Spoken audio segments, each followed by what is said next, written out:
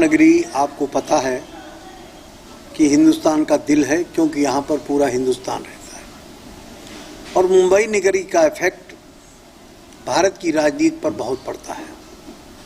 अमिताभ बच्चन से लेकर पूरी एक लाइन शत्रुघ्न सिन्हा से लेकर किसी को भी आप देख लें कि राजनीतिक इफेक्ट डालने के लिए वो पूरी तरीके से सक्षम है। संजय दत्त के पिताजी, तमाम प्रकार के लोग यहाँ पर हैं जिन्होंने हिंदी सिनेमा के माध्यम से, बिहारी सिनेमा के माध्यम से अपनी एक राजनीतिक पहचान बनाई है और उनकी मनोदशा से उस क्षेत्र की सोच बदलती है। इसलिए मैं मुंबई कर लोगों से यही कहना चाहूँगा कि आपके बीच में यहाँ के कुछ समाज सेवियों से मिलने का मौका मिला, सिने जगत के लोगों से मिलने का मौका मिला और चूँकि मैं माननीय शिवपाल सिंह यादव का शिष्य हूँ, उनकी पार्टी का मैं महासचिव हूँ, प्रवक्ता भी हूँ, लोहिया ट्रस्ट का ट्रस्टी भी हूँ, इसलिए उनके विचारों को आपके सामने रखना की इजाज़त चाहता हूँ। सर, आप नेताजी के, माननीय शिवपाल जी के काफ़ी करीबी बताए जाते हैं। समाजवादी पार्टी में जो मान सम्मान मिलना चाहिए उन्हें गत चुनाव में भी नहीं मिला, दरकिनार किया गया, उसको लेकर वो काफ़ी नाराज हैं, उनके समर्थक नाराज हैं, कयास लगाया जा रहा है कि वो बीजेपी में प्रवेश करने वाले। इस बारे में आपका क्या कहना है?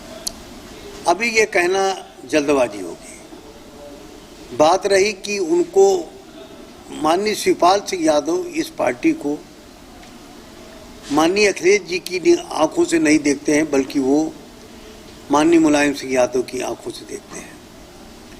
वो राम है और ये लक्ष्मण है। लक्ष्मण की तरीके से इस पार्टी को आगे बढ़ाने का सपना शिवपाल सिंह देख रहे हैं और इसके लिए अंतिम सांस तक अपने आप को कुर्बान कर देंगे।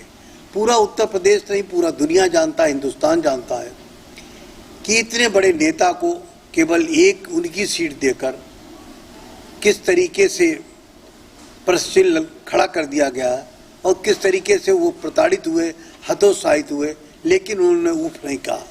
वो चाहते हैं कि किसी भी तरीके से उनका भतीजा प्रदेश का मुख्यमंत्री बनता और देश का एक अच्छा नेता बनता, लेकिन वो आहत हैं कि इतना कुर्बानी देने के बाद भी कुछ लोग जो उस पार्टी के हैं वो उनको अपमानित करने का कोई मौका छोड़ नहीं पा रहे हैं। किस तरीके से आपने सब लोगों ने देखा होगा कि समाजवादी पार्टी की विधानमंडल दल की बैठक बुलाई गई। क्या शिवपाल सिंह समाजवादी पार्टी के कार्यकर्ता नहीं थे? क्या सब प्रत्याशी नहीं थे? क्या सक्रिय सदस्य नहीं थे? क्या सदस्य शुल्क नहीं उन्होंने दिया था? सब कुछ दिया था, लेकिन उनको वहाँ पर नहीं बुलाया गया। अरे वो तो ऐसे इंसान हैं जो उत्तर प्रदेश में चाहते तो 2 या 3 बार वो खुद ही चीफ मिनिस्टर बन सकते थे, लेकिन उन्होंने ये कुर्बानी दी क्योंकि वो नेताजी के लक्ष्मण थे और उन्हीं के कहने पर माननीय अखिलेश यादव जी को बनाकर मुख्यमंत्री वो उन्होंने अपने आप को बहुत ही गौरवान्वित महसूस किया। जिस तरह से बाहरी लोगों को समाजवादी पार्टी महत्व दे रही है और जो समाजवादी पार्टी के साथ कंधे से कंधा मिला के मेहनत की उनको महत्व नहीं दिया गया, कहीं पार्टी का उससे भी ज़्यादा नुकसान हुआ उसकी वजह से? नेताजी आहत हैं।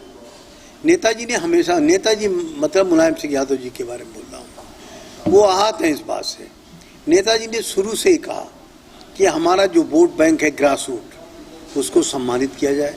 बाहर से लोग आए और एमएलए एमपी बनकर, उदाहरण आपके पास बहुत से हैं, चले गए, पार्टी छोड़कर चले गए, और जो ग्रास रूट वर्कर है वो हमेशा नेताजी के साथ रहा और अभी भी उनके साथ है। इसलिए मैं यही अपील करूँगा कि आप अपने ग्रास रूट वर्कर को, उनमें से एक माननीय शिवपाल सिंह यादव जी हैं जो हर दुख सुख में कार्यकर्ताओं को साथ दिया, उनको सम्मानित करें, उनको इज्जत दें और उनको पार्टी की कमान सौंपने की जिम्मेदारी उनको दें। तभी उनका दिल इस पार्टी के प्रति पुनः प्यार से जागरण होगा और एक नया इतिहास लिखा जाएगा आगामी लोकसभा चुनाव में। बीजेपी के कुछ लोगों का कहना है कि माननीय शिवपाल सिंह जी को पार्टी अपने यहाँ लाना चाहती है, अगर उनको वहाँ कोई बड़ा मान सम्मान मिलता है तो आपकी क्या राय रहेगी शिवपाल सिंह जी के लिए? बात अभी ये हो रही है कि उनको सम्मान मिलता या नहीं मिलता। अभी इस मुद्दे पर वो नहीं विचार कर रहे हैं। अभी तो उनको अपने भतीजे की ओर देख रहे हैं कि बेटा तुम कितना हमको कहाँ तक मेरी परीक्षा लोगे। वो उस परीक्षा में सफल होना चाहते हैं। लेकिन कहा जा रहा है कि हो गई है पीर पर्वत सी पिघलनी चाहिए, अब हिमालय से नई गंगा निकलनी चाहिए। हो सकता इतना प्रताड़ित हो जाए कि उनका दूसरा रूप, नाम ही उनका है शिवपाल। शिव शंकर भोले भी हैं, लेकिन शिव का नाम शिव क्यों पड़ा? क्योंकि वो तीसरा नेत्र खोलना भी जानते हैं।